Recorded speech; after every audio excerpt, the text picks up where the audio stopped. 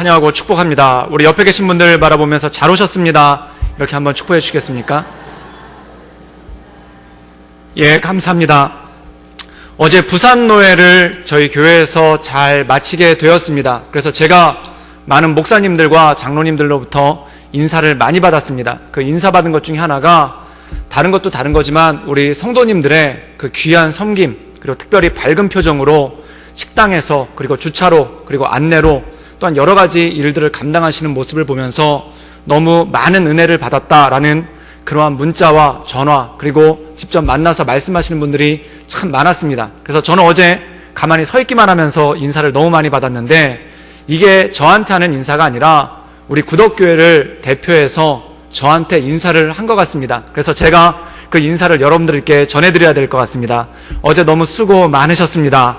그리고 기도로서, 그리고 함께 해주신 모든 분들께 너무 감사드립니다.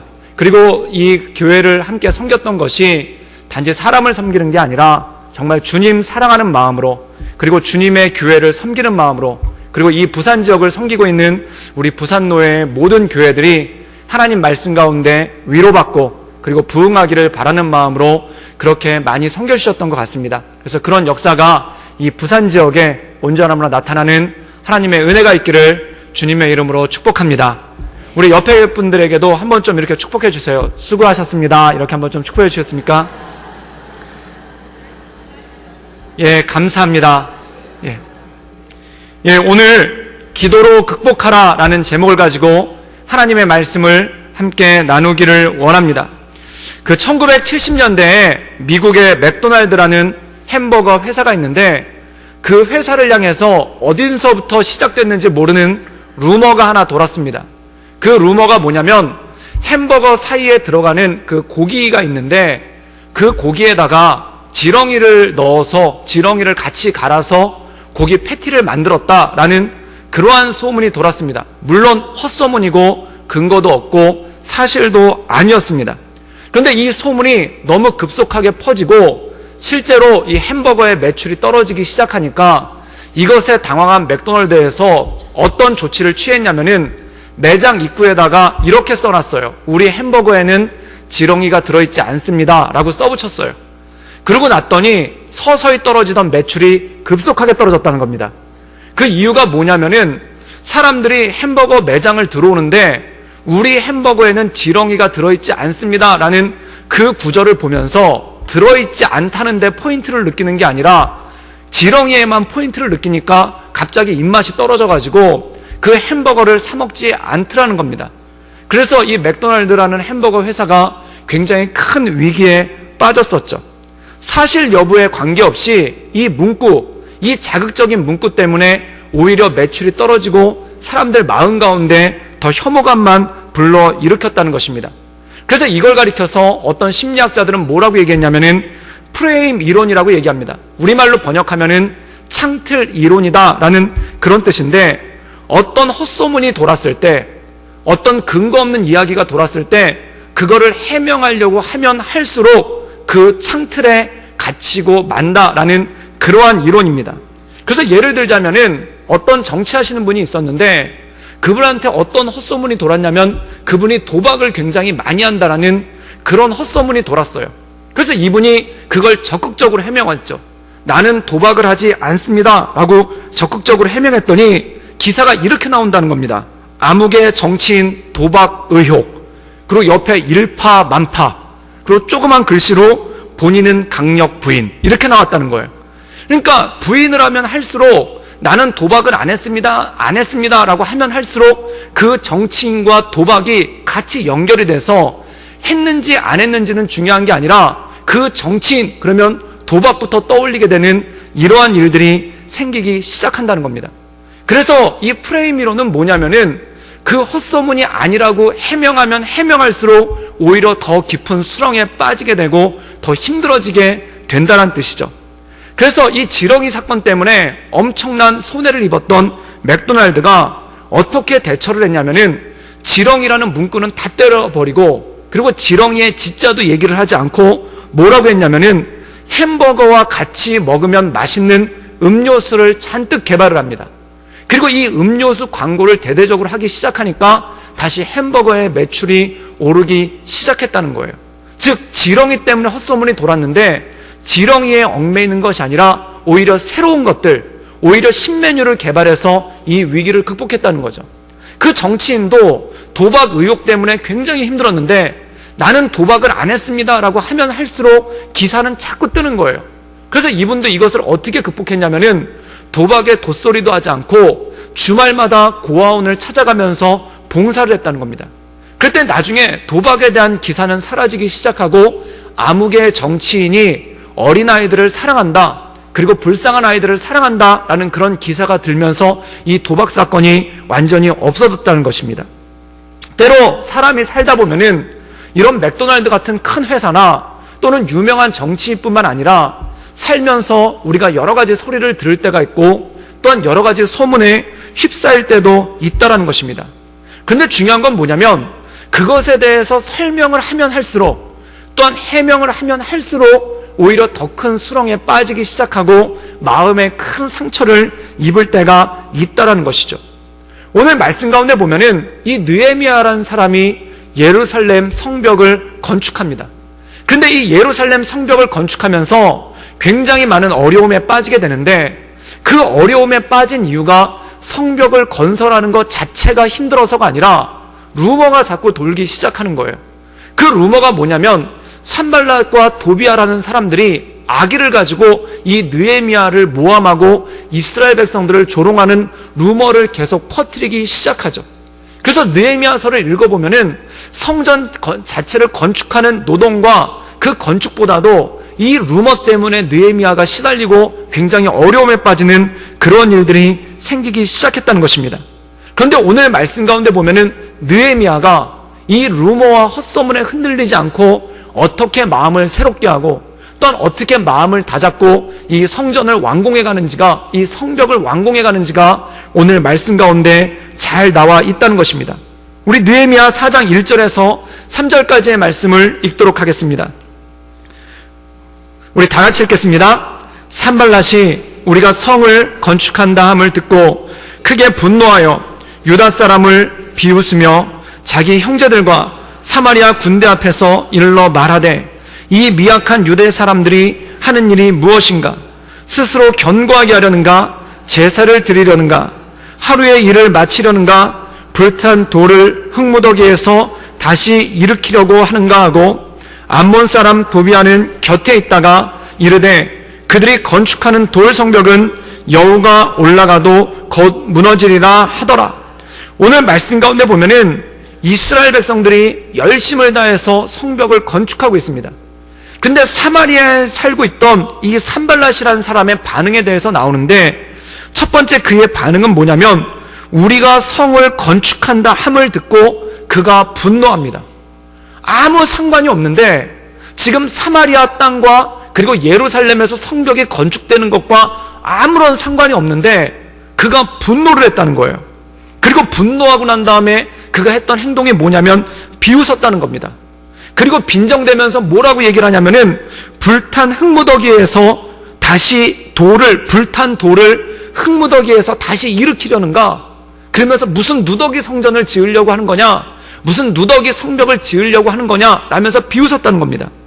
그때 암몬 사람 도비아라는 사람이 옆에서 뭐라고 맞장구를 쳤냐면 그들이 건축하는 성벽은 여우만 올라가도 무너질 것이다 라면서 비웃었다는 겁니다. 사랑하는 여러분, 이스라엘이 지금 하고 있는 일들을 그들이 분노를 했어요. 그리고 그 분노가 어떤 식으로 표출이 되냐면은 비웃음이라는 형태로서 표출이 된다는 것입니다. 그런데 이 말씀을 곰곰이 읽어보면은 이 사마리아 사람들 그리고 이 산발랏이라는 사람이 분노할 이유가 하등 아무것도 없어요. 그런데 분노를 합니다. 그리고 비웃습니다. 왜 그럴까요? 이것이 기가 막힌 일입니다. 우리가 때로 세상을 살다 보면은 누군가 나를 싫어하는 사람이 생겨요. 그런데 더 문제는 뭐냐면 이유를 모르겠어요. 그가 왜 나를 싫어하는지, 그가 왜 나를 안 좋게 생각하는지, 그가 왜 나를 그렇게 생각하는지 이유를 모르겠어요. 만나서 물어보면 이유를 얘기하긴 합니다. 그런데 그 이유라는 것이 그냥 어이가 없는 거예요. 눈을 안 마주쳤다는 둥, 또한 여러 가지 이야기들이 있는데 이유가 아닌 이유예요. 오죽하면 우리나라 속담에 이런 속담이 있겠습니까? 며느리가 밥만 먹어도 밉다라는 그런 속담이 있어요. 며느리 되신 분들께 죄송합니다. 속담이 그렇다는 겁니다. 딸이 밥을 먹으면 사랑스러운데 며느리가 밥을 먹으면은 그게 그렇게 보기가 싫다는 거예요. 그런데 그만큼 괜히 이유가 없는 거예요. 이 말씀 가운데 보면은 유대인들이 성벽을 짓고 있는데 사마리아 사람, 그들이 미워해요. 그리고 그것 때문에 화가 나고 분노가 나와요. 그래서 괜히 싫어하는 겁니다. 사랑하는 여러분, 우리가 세상을 살아갈 때도 이런 일들을 종종 당합니다. 누군가 나를 괜히 싫어해요. 이유가 있어서 싫어한다면, 이유가 있어서 미워한다면은 그것에 대해서 얘기해 볼 수도 있고 고쳐볼 수도 있고 바꿔볼 수도 있어요. 그런데 싫어해요. 또한 누군가 내가 잘 되는 것을 굉장히 싫어해요. 또 어떤 사람의 눈빛을 가만히 보면은 내가 안 됐으면 하는 그런 마음을 가지고 나를 쳐다보는 것 같은 그런 느낌을 가질 때가 있어요. 또한 내가 잘 안 되기를 기대하는 것 같은 그러한 느낌을 받을 때가 있다라는 겁니다. 그런데 사랑하는 여러분, 그것을 알게 됐을 때 더 나쁜 사람은 누구냐면 그걸 또 알려주는 사람이에요. 비밀이라고 그러면서. 그러면은 가만히 있었으면 몰랐으면 차라리 마음이라도 편했을 텐데 아무개가 아무개를 너무 싫어한대 이렇게 와서 너니까 하는 말인데 내가 친해서 하는 말인데 그렇게 알려주면은 마음에 낙심도 돼요. 사랑하는 여러분, 때로 이런 것들이 어떻게 나타나냐면은 헛소문의 형태로 나타날 때도 있고 또는 비웃음의 형태로 나타날 때도 있고 분노의 형태로 나타날 때도 있다라는 겁니다.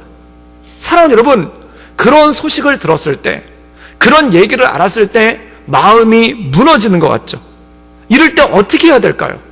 이럴 때 어떻게 대응할까요? 같이 루머를 퍼뜨려야 될까요? 또는 같이 비웃어야 할까요? 아니면 같이 얼굴을 시뻘겋게 하고 분노를 일으켜야 될까요? 그러면은 그렇게 하면 할수록 아까 말씀드렸던 깊은 미움과 상처의 프레임, 그 창틀 안에 갇혀서 꼼짝도 못하는 그러한 일들이 생긴다는 것입니다. 사랑하는 여러분, 오늘 말씀을 보면은 느헤미야를 비롯해서 많은 성경의 인물들은 이런 일들이 생겼을 때, 또한 이런 상황들이 왔을 때 어떻게 이겨나갔는가? 그들이 신앙의 영웅이 될 수 있었던 이유는 누군가 나를 미워하면 같이 미워함을 통해, 또한 누군가 나에게 헛소문을 내면 같이 헛소문을 내는 것을 통해, 누군가 나를 비웃으면 같이 비웃는 것을 통해 해결한 것이 아니라 오직 하나님만을 바라보고 하나님의 말씀 가운데 그것을 해결해 나는 능력이 있었다는 것입니다. 사랑하는 여러분, 우리가 이 말씀을 통해 그리고 성경에 있는 많은 영웅들, 성경의 많은 믿음의 사람들을 통해 우리 안에 닥쳐진 이 모든 것들을 넉넉히 극복할 수 있기를 주님의 이름으로 축복합니다. 그래서 이 창틀에 갇혀버리는 게 아니라 이 미움의 감옥과 헛소문의 감옥에 갇혀버리는 것이 아니라 그것을 통해서 나를 새롭게 하시고 나를 온전케 하시는 하나님의 은혜 가운데 나간다는 것입니다. 사무엘상을 보면은 위대한 왕으로서 칭송되었던 다윗이라는 사람이 등장하게 됩니다. 그리고 이 다윗의 어린 시절에 대해서 기록이 되어 있습니다. 사랑하는 여러분, 우리나라는 위인들을 가만히 보면은 그들은 어린 시절도 남달라요. 우리나라 한국의 대표적인 위인을 보면은 광화문에 딱 두 분 계시지 않습니까? 세종대왕과 이순신 장군. 그들의 어린 시절은 남달라요. 현충사에 가봤더니 이순신 장군은 어렸을 때부터 장군이었어요. 소년들을 이끌고 병정놀이를 하는데 그때도 장군이었어요. 세종대왕은 어땠는가? 어렸을 때부터 남달라요. 그래서 어떤 기록을 보면은 세종대왕이 공부를 너무 열심히 해가지고 병이 났다는 겁니다. 모든 어머님들의 꿈과 소원 아닙니까? 우리 애가 공부하다 병 나기를. 그랬더니 그 어머니 되시는 왕비가 세종대왕이 보고 있던 책을 갖다 다 감췄다는 거예요. 그만 공부 좀 하라고. 그랬더니 어디서 책을 갖다 찾아와가지고 또 공부를 하니까 어머니가 회초리를 들고 와가지고 너 자꾸 이렇게 책만 보다 죽으려 하느냐? 라면서 회초리로 세종대왕을 혼냈다는 거예요. 사랑하는 여러분, 얼마나 꿈과 같은 일입니까? 우리는 아이들 키울 때 컴퓨터 감추기 바쁘고 게임기 감추기 바쁜데 세종대왕 어머니는 책을 감췄다는 거예요. 그런데 이 정도로 어렸을 때부터 위인이었어요. 그런데 이 다윗의 어린 시절은 어땠는가? 그렇지 않았다는 거예요.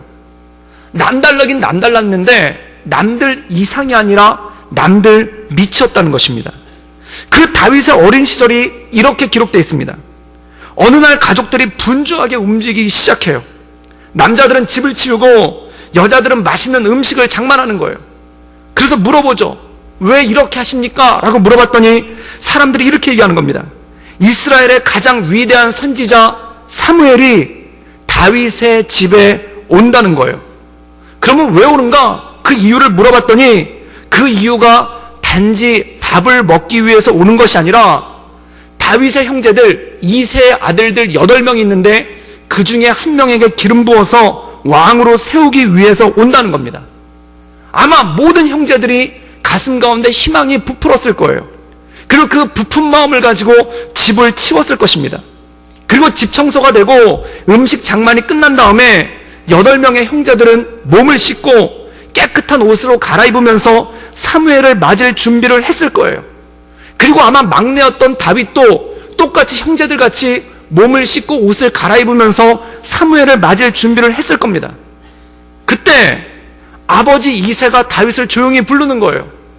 그래서 뭐라고 얘기를 하냐면, 다윗, 너는 옷을 갈아입지 않아도 된다. 다윗, 너는 사무엘 선지자를 만나지 않아도 된다. 들로 가서 양을 치거라. 그래서 성경에 보면은 진짜 들로 갔습니다.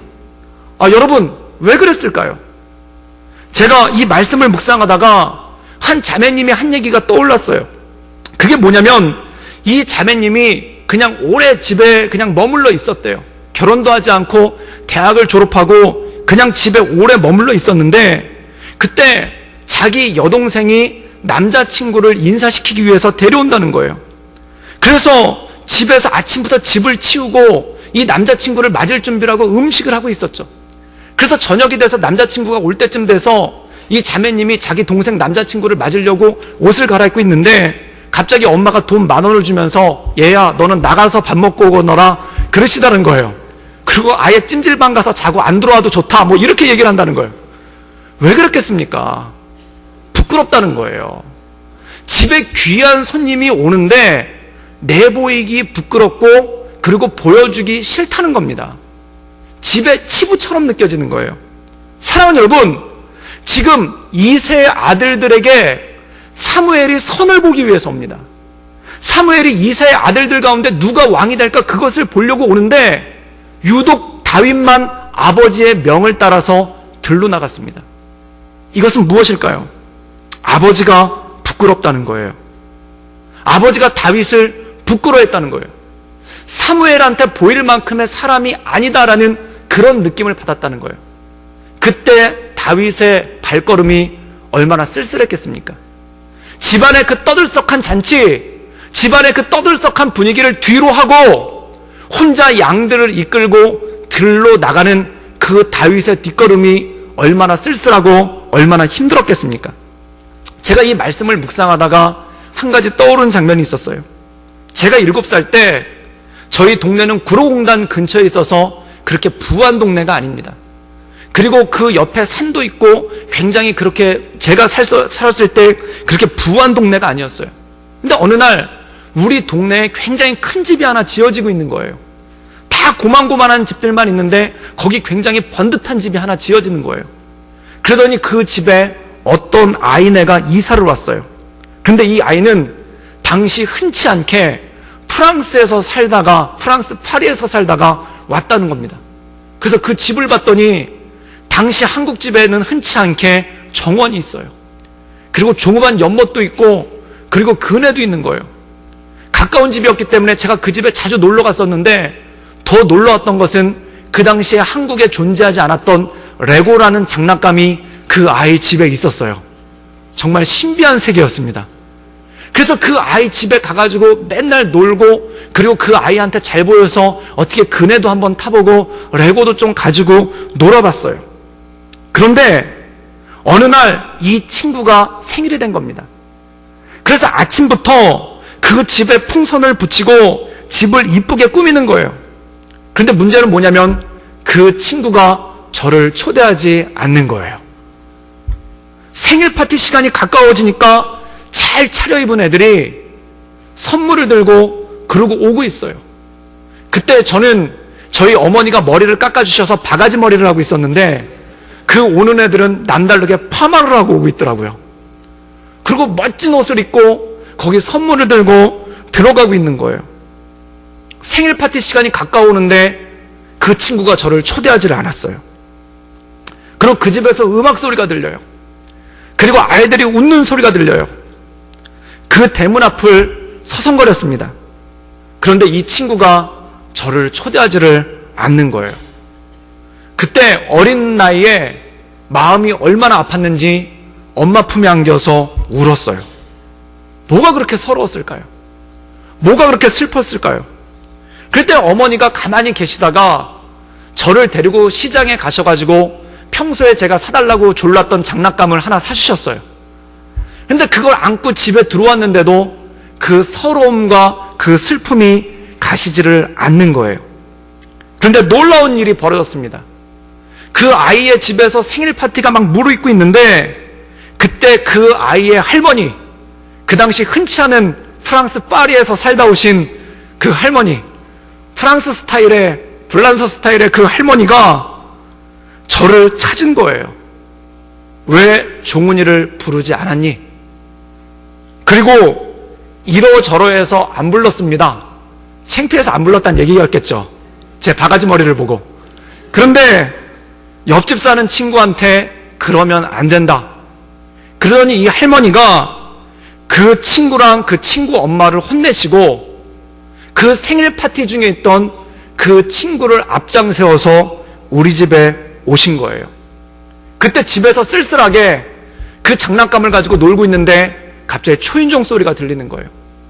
그래서 가봤더니 그 할머니가 제 친구 그 아이를 앞에다 세워놓고 저를 부르는 거예요. 그러더니 제 손을 잡고 그 잔칫집에 데려갔어요. 그리고 저한테 그네를 저 혼자만 탈 수 있게 해주시고, 그리고 케이크도 제일 큰 조각을 저한테 주시고, 그 레고도 저 혼자 놀게 해주신 거예요. 그때를 회상하며 지금 성경을 보다가 떠오르는 성경 구절이 있었습니다. 주께서 내 원수의 목전에서 내게 상을 베푸시고 내 머리에 기름을 바르셨으니 내 잔이 넘치나이다. 딱 그 기분인 거예요. 사랑하는 여러분, 다윗이 그렇습니다. 이 떠들썩한 사람들, 그 잔치의 떠들썩한 분위기를 뒤로하고 사람들의 웃음소리와 그 설레임과 기대를 뒤로하고 그리고 들로 향하고 있는 거예요. 그 쓸쓸한 발걸음, 그 들판에 앉아서 혼자 양을 치고 있었을 때 그 하늘은 얼마나 처량하고 계곡에 흐르고 있던 물소리는 얼마나 슬프고 눈앞에 양떼들의 모습을 보면서 얼마나 마음이 어지러웠겠습니까? 사랑하는 여러분, 그렇게 쓸쓸하게 들판에 혼자 앉아있는데 그때 멀리서 누가 부르는 거예요. 다윗을 부르는 거예요. 그러더니 다가오는 거예요. 아버지가 보낸 하인이에요. 그리고 자초지정에 대해서 얘기하는 겁니다. 이스라엘의 대선지자 사무엘이 7 형제들을 다 보고 너를 찾는다. 그때 한달음에 달려가서 문을 열자마자 사람들이 그를 다 주목하는 거예요. 그때 사무엘이 그를 불러 세우고 그의 머리에 기름을 부어서 그를 왕으로 세웁니다. 사랑하는 여러분, 그때 다윗의 고백이 이거예요. 만일 하나님이 나를 위하신다면, 만일 하나님이 나를 위하신다면 누가 나를 업신여기겠는가? 하나님이 나를 영접하시면, 하나님이 나를 붙잡아 주신다면 누가 나를 업수히 여기겠는가? 사랑하는 여러분, 다윗은 이런 심경을 시편에 이렇게 고백하고 있습니다. 시편 27편 10절에 이렇게 기록하고 있어요. 내 부모는 나를 버렸으나 여호와는 나를 영접하시리라. 부모도 그를 부끄러워했어요. 형제들도 그를 부끄러워했어요. 그런데 오직 하나님만이 나를 영접해 주시고 나를 받아주셨다는 것입니다. 사랑하는 여러분, 우리가 세상을 살면서 가장 힘든 게 뭘까요? 거절당하는 겁니다. 이 다윗은 자기를 가장 사랑해줘야 되는 아버지에게도 거절당하고 자기를 가장 아껴줘야 되는 형제들에게도 거절을 당했어요. 상처 중에 가장 큰 상처가 바로 누군가로부터 거절당하는 거예요. 여러분, 예배 끝나고 식사 모임이 있어요. 그런데 사람들끼리 자기들끼리만 수군거리고 그냥 가버려요. 나는 한가한데, 나는 하나도 안 바쁜데, 보고 인사가 그거예요. 바쁘시죠? 그러더니 자기들끼리 가요. 그때 거절감. 여러분, 또 사람들 가운데 어떤 모임이 있어요. 함께하고 싶은 모임이 있어요. 그런데 그 모임에서 나를 부르지를 않아요. 그때 그 거절감, 이것은 얼마나 서글픈 것입니까? 얼마나 비참한 것입니까? 나를 얼마나 쓸모없게 느끼게 하고 도대체 나는 뭘 붙잡고 살아야 되는가라는 그런 절망감이 들지 않습니까? 때로 어떤 학교에 가고 싶었는데 그 학교가 나를 거절할 때도 있어요. 또 어떤 회사를 가고 싶었는데 그 회사가 나를 거절할 때도 있어요. 그리고 이 세상을 바라보면서 세상이 나를 거절하는 것 같은, 그리고 나 하나쯤 없어도 아무 문제 없이 세상이 잘 돌아갈 것 같고, 나 하나쯤 없어도 이 세상에 아무런 흔적도 없을 것 같은 그러한 느낌이 우리 마음 가운데 들 때가 있어요. 그때 그 세상을 향해서, 그 사람들을 향해서 왜 나를 거절하느냐고, 왜 나를 받아주지 않느냐고, 왜 나를 싫어하느냐고 말할 수도 없고 물어볼 수도 없고 답답한 채 그냥 혼자 가슴만 부여잡고 그렇게 안타까운 것 아니겠습니까? 또 나에 대해서 사실과 다르게, 또는 사실보다 훨씬 더 과장돼서 이상한 소문이 돌 때가 있어요. 그때 어떻게 해야 될지 모르고 마치 세상의 모든 사람들이 다 나를 증오하고 나를 미워하고 나를 얘기거리로 삼는 것 같은 그런 안타까움이 마음 가운데 들 때가 있어요. 속담 가운데 아니땡 굴뚝에 연기 나랴라는 속담이 있습니다. 근데 요즘에는 이 말이 없는 굴뚝도 맞는데요. 그리고 연기를 낸대요. 그래서 세상에 굴뚝 공장이 엄청나게 많아요. 어떤 연예인분이 그런 얘기를 하시는 거예요. 어떤 행사를 갔는데 모피 코트를 입고 갔대요. 그때 막 사람들이 욕을 하더라는 거예요. 짐승들이 불쌍하다고, 저 모피 코트 하나 만들려고 얼마나 많이 죽었겠느냐고. 그래가지고 해명을 뭐라고 했냐면 진짜 모피가 아니라 가짜라고. 그래 또 사람들이 또 욕을 하더라는 거예요. 왜 가짜를 입냐고. 그러니까 이걸 뭐를 하라는 거예요. 진짜는 진짜라서 욕하고 가짜는 가짜라서 욕하고 힘든 거예요. 그래서 그 연예인이 한 번은 저한테 그런 얘기를 하는 거예요. 뭐라고 얘기를 하냐면은, 사람들은 제가 숨만 쉬어도 욕을 하는 것 같아요. 숨 쉰다고 욕하는 것 같아요. 어떻게 해야 되죠? 괴로운 겁니다. 쓸쓸한 겁니다. 사랑하는 여러분, 그런데 이 모든 것들을 온전하게 이겨낼 수 있는 힘은 무엇일까요? 바로 다윗과 같이 다윗의 고백, 하나님이 나를 위하시는데, 하나님이 나를 붙잡아 주시는데, 하나님이 나를 인도해 주시는데 누가 나를 업신여기겠는가? 사람들은 나를 영접하지 않을지라도 하나님께서 영접하시고 주님께서 내게 상을 차려주시고 내 머리에 기름으로 바르시니 내 잔이 넘칩니다라는 그 하나님의 채워주심, 하나님의 만져주심, 하나님의 인도하심을 경험할 때 그가 이 모든 것을 이겨나갈 수 있는 힘과 능력이 있었다는 것입니다. 사랑하는 여러분 인생 가운데 하나님만 바라보므로 이 모든 것을 이겨나갈 수 있기를 주님의 이름으로 축복합니다. 주님만이 나의 힘이시며, 주님만이 나의 능력이시며, 주님만이 나의 목자시며, 주님만이 나의 모든 것 되는 줄 믿습니다. 이것에 대해서 사도 바울은 로마서 8장 37절에서 39절에 이렇게 말씀하고 있어요. 우리 자막으로 한번 보여주시겠어요? 그러나 이 모든 일에 우리를 사랑하는 이로 말미암아 우리가 넉넉히 이기느니라. 우리가 이길 수 있는 능력이 무엇인가? 우리를 사랑하시는 이 그분으로 말미암아 이긴다는 겁니다. 그리고 38절에 이렇게 말씀하고 있어요. 내가 확신하노니 사망이나 생명이나 천사들이나 권세자들이나 현재일이나 장래일이나 능력이나, 그리고 39절에 높음이나 깊음이나 다른 어떤 피조물이라도 우리를 우리 주 예수 그리스도 안에 있는 하나님의 사랑에서 끊을 수 없느니라.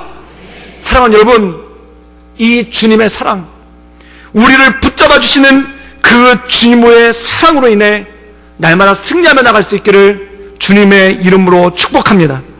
나를 향한 근거 없는 소문, 이유 없는 분노, 나를 낙심시키는 비웃음, 우리를 넘어뜨리는 그 모든 것들 가운데 우리가 살아갈 수 있는 힘은 무엇인가?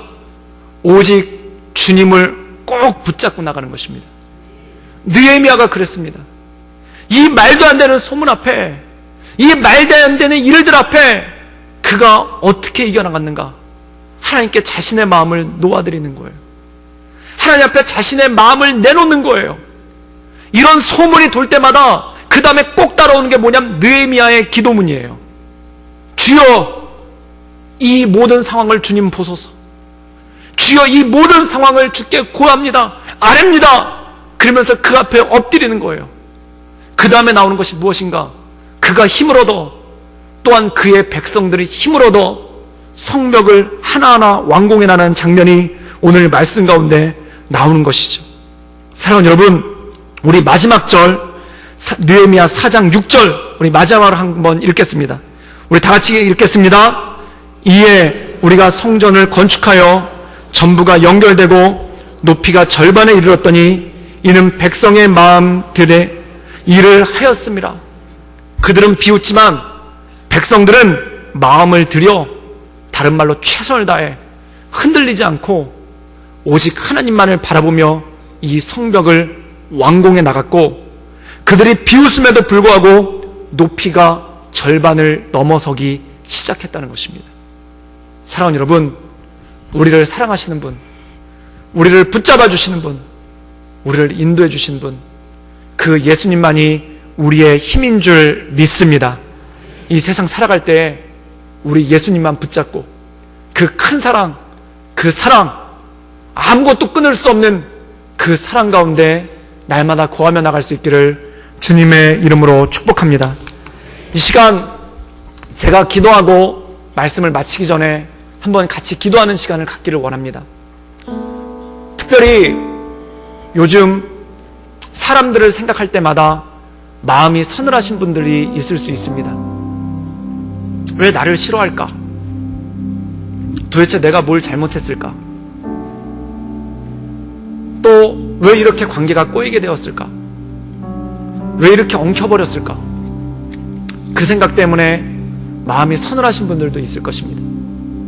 또한 너무 억울한 일을 겪을 때도 있고, 또한 여러 가지 소문과 비웃음과 거절감 때문에 마음이 아프신 분들도 있을 수 있습니다. 그런데 우리가 그 마음을 주 앞에 올려드리며 주께 기도하며 나가기를 원합니다.